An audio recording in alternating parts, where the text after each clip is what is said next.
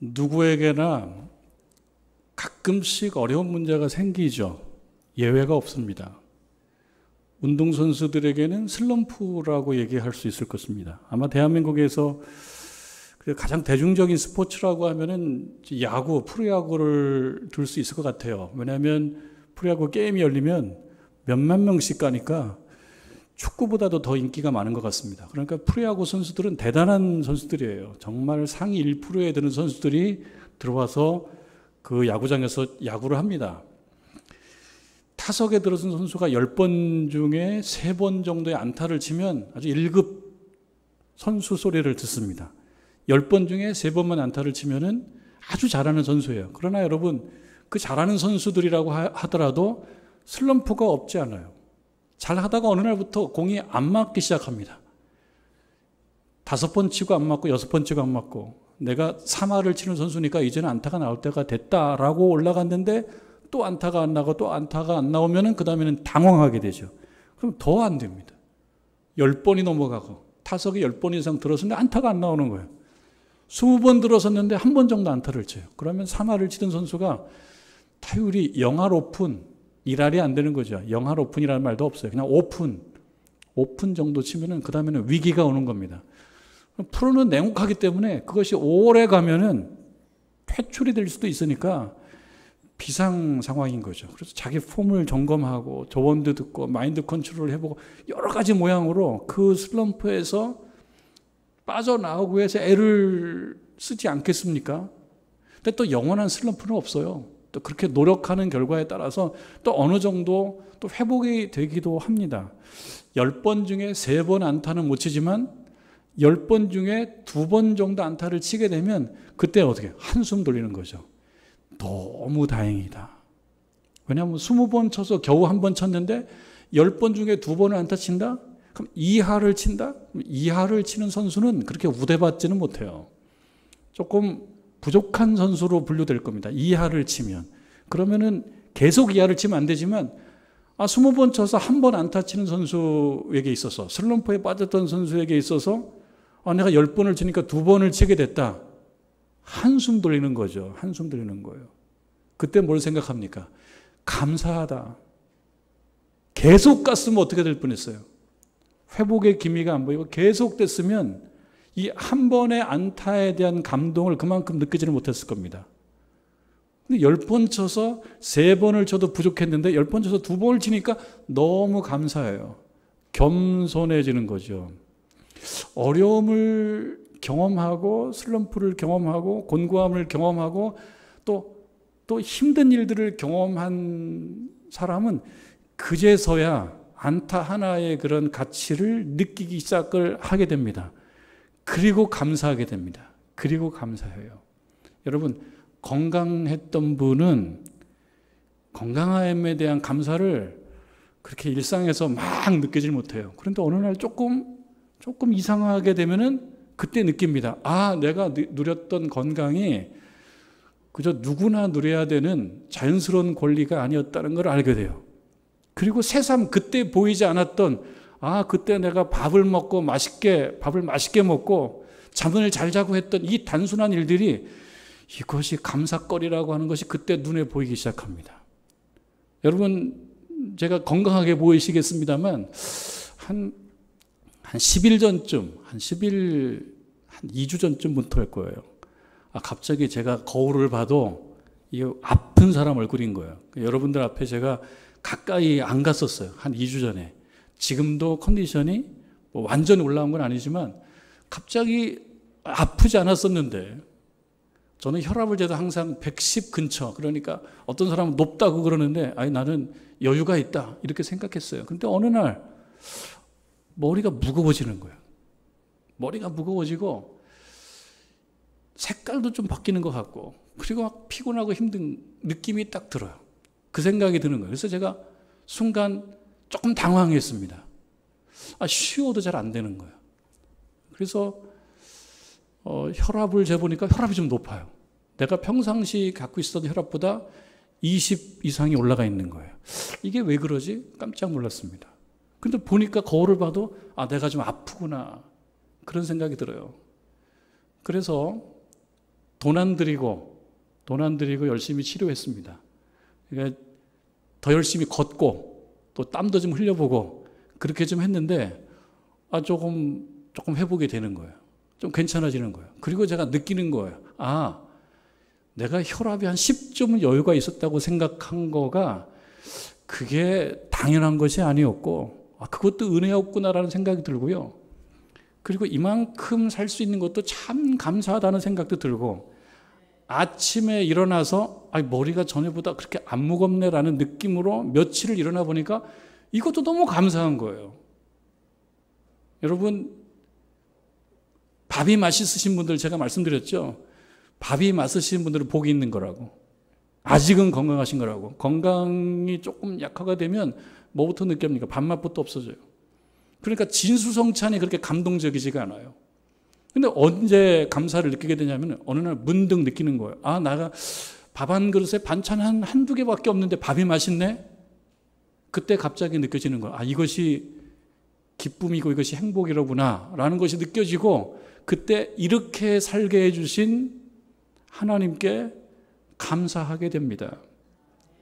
그때까지 보이지 않았던 것들이 이제 보이는 거예요. 여러분, 이 예배 시간은 어떤 시간입니까? 우리가 보지 못했던 것들을 볼 수 있게 되는 어떤 영적인 시각, 삶의 지혜, 신앙의 신비를 깨닫고 가는 시간 아니겠습니까? 바로 그것입니다. 여러분, 맥추감사주의를 우리가 보내고 있습니다. 오늘 맥추감사주의를 보냅니다. 우리가 보리농사를 지지 않습니다. 그것이 그렇게 감동되지 않습니다. 그런데 생각해보면 지난 6개월간 전반기 동안 이만큼 살아온 것도 생각해보면 감사할 이유입니다.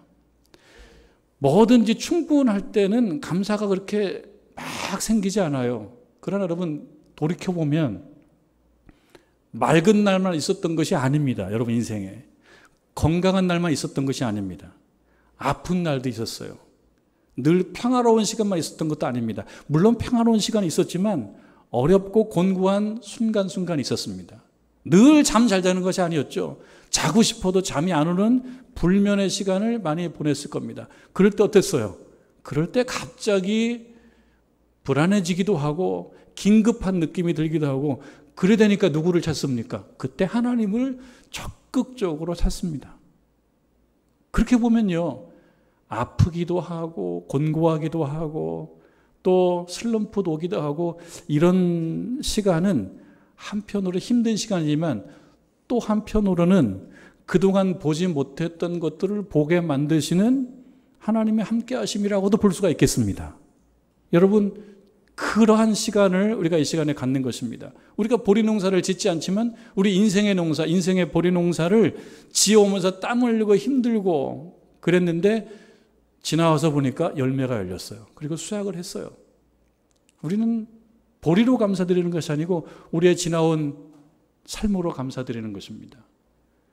힘들기도 했고 어렵기도 했지만 그럼에도 불구하고 그때 하나님을 찾게 만드시고 내가 하나님을 찾으니까 하나님께서 응답해 주시고 또 내가 어려움을 겪으니까 하나님이 동행해 주셨다라고 하는 그런 고백을 이 시간에 드리는 것입니다. 여러분 오늘 우리가 읽은 이 말씀 속에는 큰 사고가 하나 나와요. 큰 사고가 하나 나와요. 사고가 있기 전에 느끼지 못했던 큰 위로와 감사를 사고 후에 느끼게 되는 사건도 기록되어 있습니다. 사고가 나고 엄청난 기적을 경험하게 된 사람들에게 생기는 큰 위로와 평안, 그리고 큰 위로와 평안에 대한 감사의 이야기가 나옵니다. 근데 이것은 이 성경에 나오는 유두구라고 하는 사람과 그 신자들과 관련된 문제만은 아닙니다. 우리가 살면서 피곤하고 지치고 쉬지 못해서 때때로 떨어지고 추락하고 다치는 우리들의 삶과도 많이 닮아 있기 때문에 이 말씀은 이 맥추감사 주일에 우리가 읽고 은혜를 받을 만한 말씀이라는 생각을 갖게 되는 것입니다. 오늘 본문의 말씀을 우리가 같이 들어봅니다. 바울 일행이요 에베소를 떠났어요. 에베소를 떠나서 이제 오늘날 얘기하면 그 유럽으로 넘어갔습니다. 그리고 돌아봅니다. 마케도니아라고 이야기하는 뭐 빌립보, 데살로니가, 베레아 이런 데를 거쳐서 지금 그리스 지방에 있는 저 고린도 지방까지 왔어요. 그리고 둘러봤어요. 그리고 그리스 지역에서 한 3개월 정도를 머물다가 이제는 돌아가야 되겠다. 이제는 돌아가야 되겠다고 생각하고 배를 타고 돌아가려고 마음먹었는데 듣자니 사도 바울에 대한 악한 감정을 품고 있는 사람이 있다는 것을 알게 된 거예요. 배를 타고 가면 위험하겠구나. 그래서 배를 타고 가지 않고요. 육로를 통해서 돌아가고자 합니다. 그러니까 그리스 지역에서 다시 위쪽으로 발칸반도 위쪽으로 쭉 올라가서 터키 지방으로 배를 타고 넘어가는 거예요. 빌립보라고 하는 곳에서 배를 타고 넘어갑니다. 그래서 드로아라고 하는 곳에 도착하고 그 드로아라고 하는 곳에서 다시 이제 배를 또 타고 이렇게 저렇게 해서 이제 수리아 쪽으로 넘어가게 될 것입니다. 수리아라고 하면은 지금 이스라엘도 있고 그다음에 저 위쪽에 시리아 안디옥도 있는 그 지방을 다 얘기합니다. 그렇게 가야겠다고 생각해요. 그리고 이제 오늘 드로아에서 좀 머물러 있는 시간인데 그곳에서 바울 일행은 한 일주일 정도는 머무르게 됩니다. 그 말씀이 우리가 오늘 읽은 20장 7절 바로 앞선 말씀 5절과 6절에 보면 그들은 먼저 가서 드로아에서 우리를 기다리더라. 우리는 무교절 후에 빌립보에서, 여기서 우리라고 하면은 사도행전의 저자가 누가니까요. 누가를 포함할 거고 누가와 함께 선교 여행했던 당연히 바울이 포함될 것입니다. 바울 일행이죠. 그러니까 바울 일행은 무교절 후에 빌립보는 아직은 유럽이에요. 빌립보에서 배를 타고 떠나서 닷새 동안 간 거죠. 닷새 동안 가서 어디에 도착하냐면 드로아에 도착합니다. 드로아. 우리가 오늘날 트로이로 알고 있는 곳에서 조금 가까운 드로아와 트로이는 비슷하지만 다르다 그래요. 하여튼 드로아에 있는 그들 신자들에게 가서 그러니까 한 주간을 머물게 됩니다. 그러니까 오늘 말씀은요, 이 7절 이유는 사도 바울 일행이 배를 타고 드로아라고 하는 곳에 도착해서 한 주간 머무르다가 그 한 주간의 마지막 날 저녁에 일어난 일입니다. 그 일에 대한 기사를 이야기를 해주고 있습니다. 7절을 보실까요? 그 주간의 첫날에 우리가 떡을 떼려 하여 모였더니, 주일입니다. 주일날 모였던 거고요. 그리고 이날 저녁을 보내면 그 다음날 바울 일행은 이제 그가 계획한 경로를 따라서 이제 수리아 쪽으로 돌아갈 것입니다. 떡을 떼려라고 하는 것은, 떡을 뗀다라고 하는 것은 성찬식을 얘기할 것입니다. 그러니까 성찬식이라고 하면 이들이 모여서 오늘날 우리식으로 예배를 드리는 거예요. 그런데 밤중까지 지내는 걸 보면은 어떤 말씀 사경회나 저녁 예배나 또는 저녁 부흥회나 이렇게 볼 수 있을 것 같아요. 내일 떠나는데, 드로아에서 한 주간 지내다가 내일 떠나게 되면 우리 보통 어느 지역에서 한 주간 있든지 또는 한 달 살이를 하든지 내일 떠난다 그러면 오늘 저녁에 뭐 합니까? 내 지갑에 돈 얼마 있나 확인하고 이거 갖고 왕창 사서 맛있게 먹고 내일 떠나야지. 그래서 저녁 파티 보통 아마 그렇게 할 거예요. 내일 떠난다 그러면 오늘 저녁 시간 잘 보내고 잠 잘 자고 떠날 거예요. 사도 바울은 또 그렇지가 않았어요. 할 말이 많았는데 그 지역에 사는 신자들을 향하여 할 말이 많았던 거예요. 무슨 할 말이 많았을까요? 그 주제가 뭐였을까요? 다 신앙생활, 말씀생활이에요. 사도 바울은 신앙생활, 말씀생활에 아주 꽂힌 사람이거든요.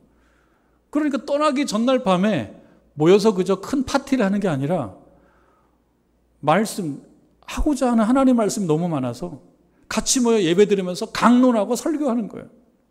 그리고 떡을 뗀다라는 건 성찬식을 같이 거행하는 것입니다. 그 주간 첫날에 우리가 떡을 떼려 하여 모였더니 바울이 이튿날 떠나고자 하여 그들에게 강론을 할세 그랬습니다. 그러면은 좀 짧게 하고 짧고 굵게 하고 끝나시지. 여기 보니까 말을 밤중까지 계속 했다는 거예요. 말을 밤중까지 계속한 설교자가 있었고 그 말을 듣는 회중 신도들이 있었어요. 많은 사람들이 여기 또 모였어요. 사도 바울이 그만큼 유명했던 사람이었던 모양입니다.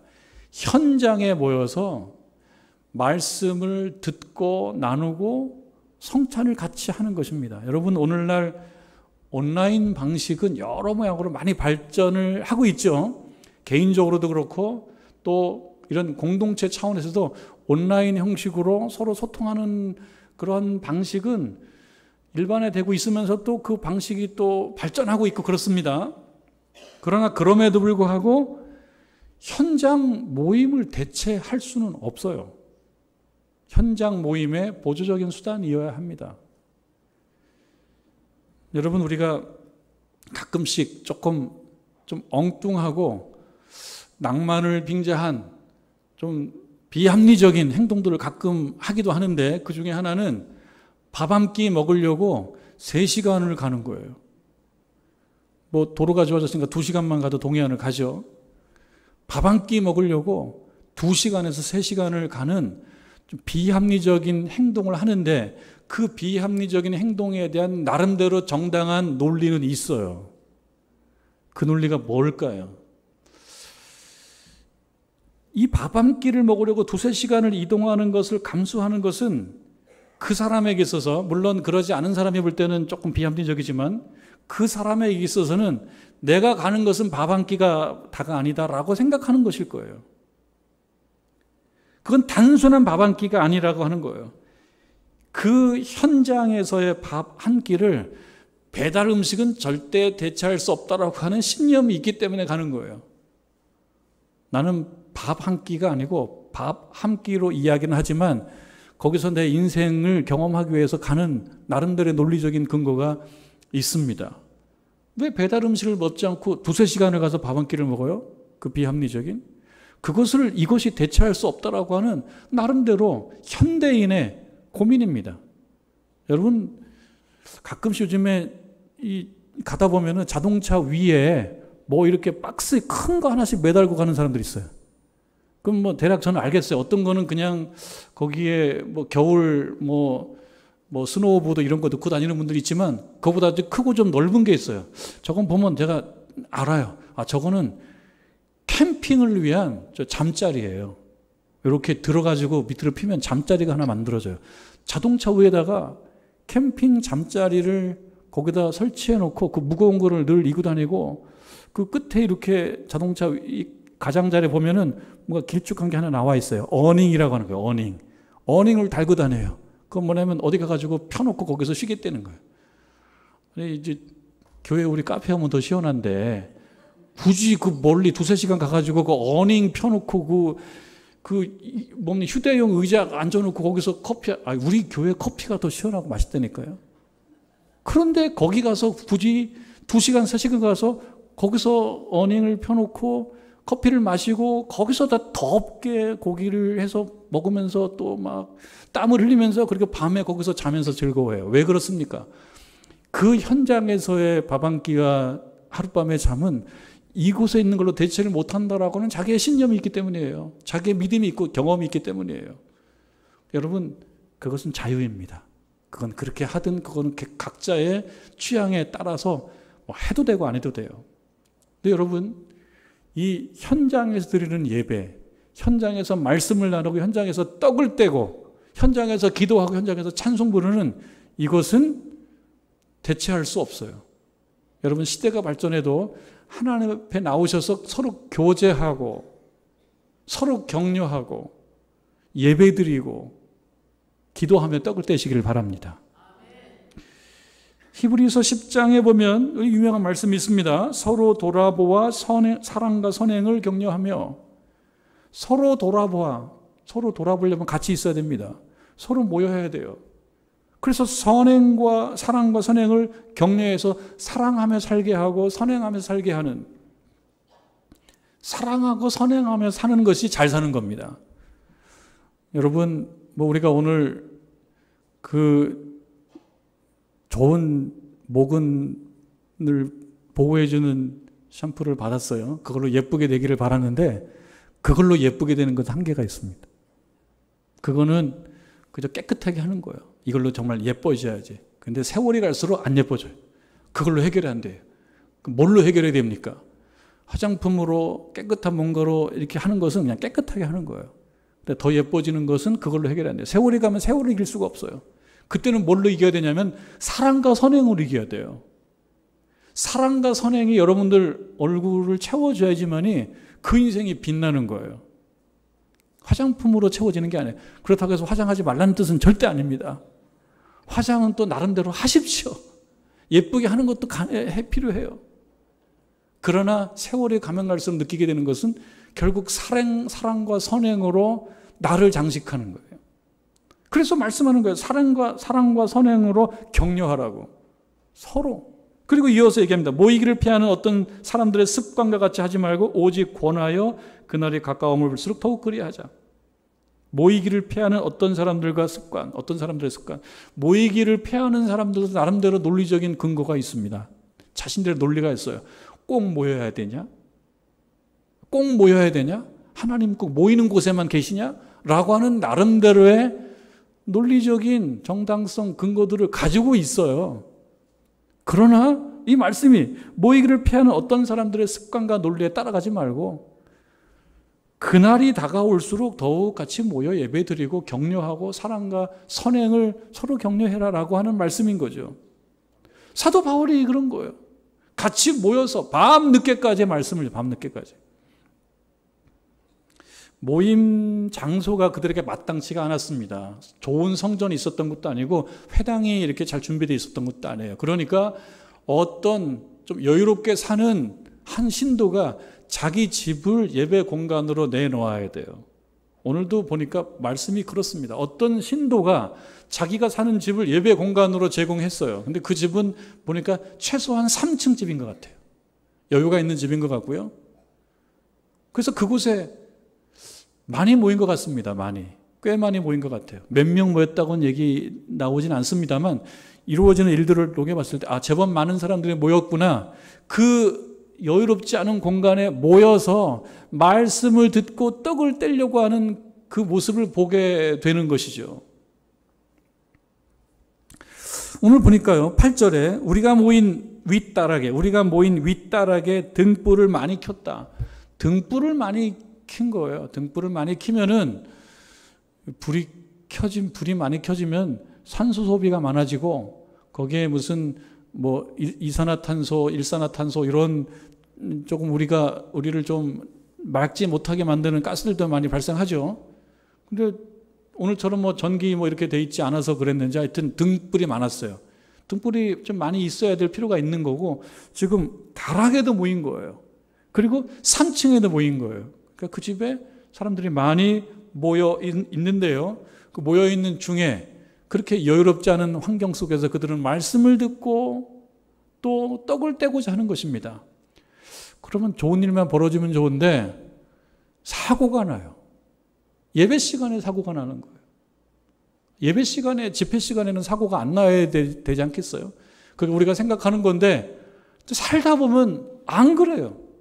신자들의 삶 가운데서도 넘어짐이 있고 곤고함이 있고 지난주에 예배 드렸는데 이 한 주는 또 힘들 수도 있고 뜻하지 않은 악재를 만날 수도 있고 슬럼프를 경험할 수도 있고 그런 일들이 생기듯이 지금 이 예배 시간에 대형 사고가 하나 발생합니다.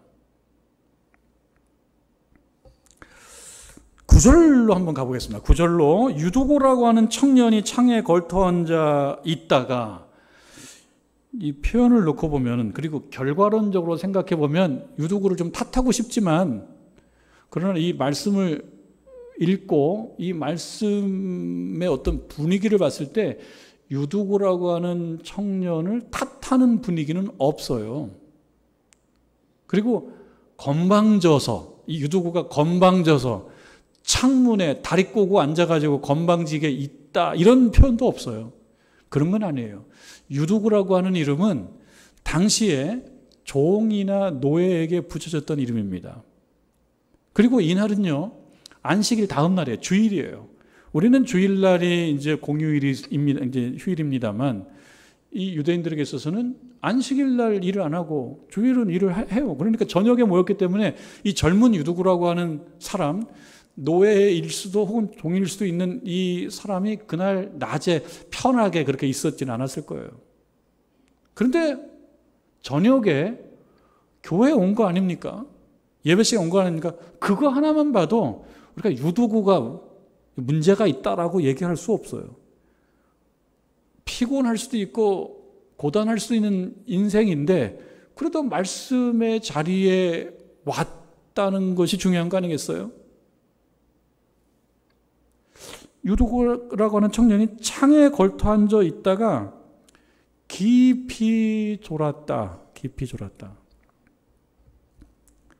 여러분, 조는 건 좋은데, 조는 건 제가 이해할 수 있는데 너무 깊게 졸지는 마세요. 그리고 마음 먹고 한번 잡아야 되겠다, 이런 마음 먹지 마세요. 졸음을 이기지 못해서 하품이 나기도 하는데 그건 어쩔 수 없어요. 그건 어쩔 수 없어요. 그때는 입을 좀 막아주세요. 입을 좀 막 이렇게 하고 하품하는 겁니다. 그리고 또 내가 코를 고는 것 같다 그러면 긴장을 하셔야 됩니다. 이왕 고는 김에 오늘은 좀 하나님께서 복을 크게 주실 모양이다, 이렇게 생각 안 하셔야 되겠죠. 사실 그러한 교훈을 주는 말씀은 아니에요. 유두구는 깊이 졸았습니다. 깊이 졸았던 이유가 유두구가 문제가 있어서 깊이 졸았다라고 이해할 만한 근거 구절은 없어요. 그냥 깊이 졸았다는 거예요. 이거는 그냥 그 자체로 우리하고 똑같은 평범한 사람인 걸 얘기하는 겁니다. 졸만한 이유가 있으니까 졸았다라고 얘기하는 거예요. 문제가 많다는 것이 아닙니다. 유두구라는 청년이 창에 걸터 앉아 있다가 깊이 졸더니 바울이 강론하기를 더 오래 하매, 저는 요 점에 있어서는 바울을 안 따라가려고 생각하고 있습니다.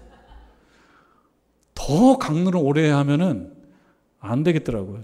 그래서 말씀 시간에도 좀 시간을 제가 보고 그러는데요. 사도 바울은 이것저것 안 봤던 사람인 것 같아요.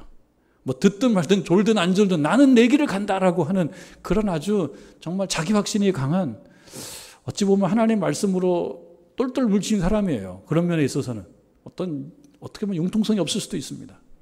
내가 정말 내 마음에 이렇게 흘러 넘치는 그 말씀을 주체할 수 없어서, 여러분 빨리 끝나는 것도 실력이지만 그러나 정말 하고자 하는 하나님 말씀이 흘러 넘치는 것도, 이것도 실력입니다. 우리가 양식이 없어서 기근이 아니고 뭐가 없어서 기근이라 그랬어요. 말씀이 없어서 기근이에요. 목사님들이 할 말이 너무나 많은 거, 그것은 조절을 잘 해야 되지만 할 말이 너무나 많은 것도 감사한 일이에요. 언제 힘드냐면 할 말이 없을 때 힘들어요. 설교를 해야 되는데 시간을 보니까 5분밖에 안 지났어. 지금 끝날 수는 없어. 그러다가 오버할 때가 있어요. 할 말이 없을 때가 힘들어요. 사도 바울은 어찌 그렇게 할 말이 많은지. 그리고 내일 갈 건데 좀 끝내주고 가지. 내일 갈 건데 또 오랫동안. 어떤 일이 발생하냐면요, 강론하기를 더 오래 하매 졸음을 이기지 못하여. 졸음 이기는 장사 없죠.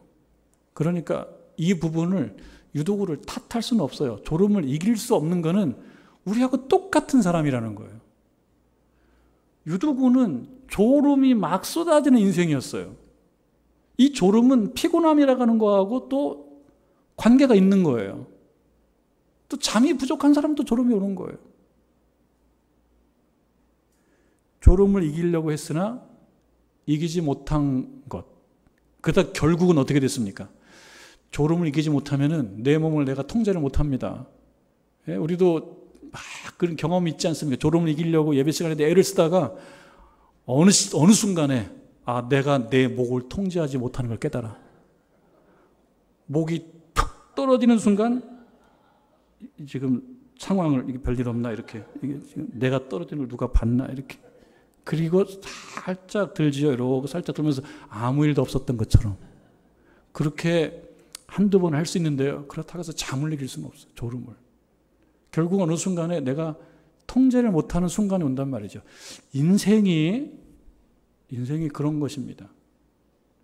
세월이 가면 갈수록 그걸 많이 느끼실 것입니다. 우리 장로님들, 권사님들 세월이 많이 갈수록 아, 내가 나를 통제하지 못하는 육신도 내가 통제를 못하고 정신과 일상을 내가 통제하지 못할 때 참 막막하고 어려움을 느끼는데요. 이거는 인생을 오래 사신 분들은 더 그거를 확실하게 아실 거예요. 통제를 못하는 거예요. 어느 날 통제 못한 상태로 내 몸이 그저 무의식적으로 떨어지는 것을 느끼게 됩니다. 유도구가 그랬어요. 유도구가. 그리고 초락했습니다. 3층에서 뚝 떨어졌어요.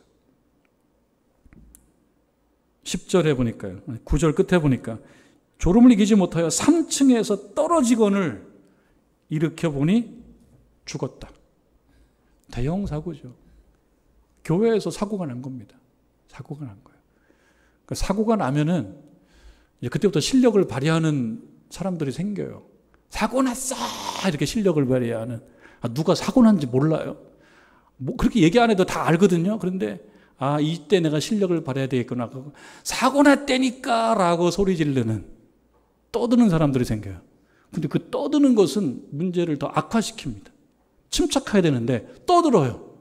아니, 교회에서도, 교회라고, 지금 예배 시간에 교회에도 문제가 있을 수 있고요. 우리 삶에도 문제가 있을 수 있어요. 그럼 거기서 떠드는 거예요. 그게 해결되는 게 아닙니다. 더 악화시킵니다. 여러분 10절에 보니까 딱 그 말씀이 있는 거예요.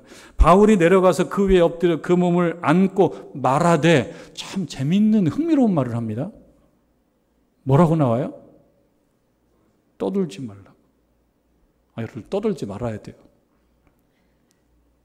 떠드는 걸로 해결되는 게 아니에요. 여기서 떠들었다는 건 뭐예요? 지금 문제가 컸다고 웅성거리는 거예요. 문제를 이렇게 드러내는 데 있어서는 실력이 큰 거예요. 그리고 그것이 내 존재를 드러내는 거라고 생각할 수도 있어요. 앞장서서 이제 내가 내 존재를 드러내자 하고 떠드는 쪽으로. 근데 그때 얘기합니다. 떠드는 것이 해결책이 아니라고. 떠들지 말라고. 떠듬물을 통해서 하나님께서 역사하시는 시간과 공간을 제한하지 말라는 거예요. 제한하지 말라는 거예요. 그리고 10절 끝에 이렇게 얘기합니다. 생명이 그에게 있다. 생명이 그에게 있다. 이 말씀은요, 9절 끝에 나오는 그 진단과 정면으로 충돌해요. 9절 끝에는 뭐라고 나와요? 죽었다. 그런데 생명이 그에게 있다. 이 말은 서로 모순이에요. 죽었으면 생명이 없는 거예요. 근데 누가 보기에 죽었습니까? 의사 누가가 볼 때 생명이 없어요. 과학적으로 생명이 없어요. 죽은 거예요. 틀린 것이 아닙니다. 틀린 진단이 아니에요. 그러나 생명이 그에게 있다라는 바울의 진단도 틀린 진단이 아니에요. 다만 바울의 진단은 과학과 의학을 넘어선 영역에 있는 어떤 것을 보고 말하는 거예요. 그것을 봤을 때는 생명이 그에게 있어요. 과학 너머에 있는 신학의 영역 속에 있는 하나님의 능력 속에 있는 어떤 가능성과 능력을 경험하지 못했다 그러면 죽은 거예요. 그러나 그것을 경험하고 그 세계에 대한 접촉이 있는 어떤 사람에게는 생명이 있는 거예요. 그리고 이 유도고는 생명이 있기 때문에 다시 생명을 얻게 됩니다. 이 사건이요. 이 사건으로 하여금, 이 사건으로 인하여 12절에 보니까 많은 사람들이, 그러니까 신도들이 뭘 경험합니까? 위로를 경험했다. 적지 않은 게 뭡니까? 큰 위로를 경험했다. 큰 위로. 사고가 나기 전에 느끼지 못했던 위로를 경험했어요. 그 위로 속에는 뭐가 있습니까? 하나님의 은혜가 있는 거죠. 그 위로 속에는 하나님의 은혜가 있어요. 하나님의 은혜를 경험한 그 사실로부터 큰 기쁨이 있는 겁니다. 진수성찬은 아니지만 반찬 몇 가지는 없지만 이 상황 속에서 갑자기 기쁨과 위로를 경험해요. 여러분, 여유로운 것이 사람을 행복하게 만드는 게 아니에요. 여유로운 것은 사람을 여유롭게 만들어요. 여유롭고 갖춘 게 많다 그러면 편해요. 그러나 편한 것이 행복은 아닙니다. 행복은 언제 옵니까? 위로를 경험할 때, 감사를 고백할 때 행복은 오는 거예요. 그게 더 수준이 높고 깊은 거예요. 그것을 하나님께서는 여러분들에게 주시기를 원하십니다. 때로는 여유 있게 만들어 주시기도 하면서 위로를 주시지만 어느 경우는 이렇게 사고를 통해서, 아픔을 통해서 깨닫게 만들어요. 뭘 깨닫습니까? 하나님께서 우리와 함께 하시고 우리가 맺는 이 신자의 길은 결코 헛수고가 아니로구나. 이것을 깨닫게 만들어 주시는 겁니다. 그러니까 위로 속에는 뭐가 있습니까? 적지 않은 위로 속에는 하나님의 능력, 하나님의 은혜가 있고 하나님을 향한 감사가 있습니다. 여러분, 지난 6개월간 우리가 보리 농사는 짓지 않았지만 나름대로 애를 써서 여기까지 왔습니다. 수고를 많이 했습니다. 어려운 것도 있었지만 생각해보면 은혜도 있었습니다. 그 은혜를 바라보고 그 은혜를 우리에게 허락하신 그 하나님의 능력, 하나님의 함께하심에 진심으로 감사하는 마음을 갖는다면 여러분, 2023년도 후반기에도 우리 인생 가운데 기쁨이 있을 것이고 행복이 있을 것이라고 믿습니다.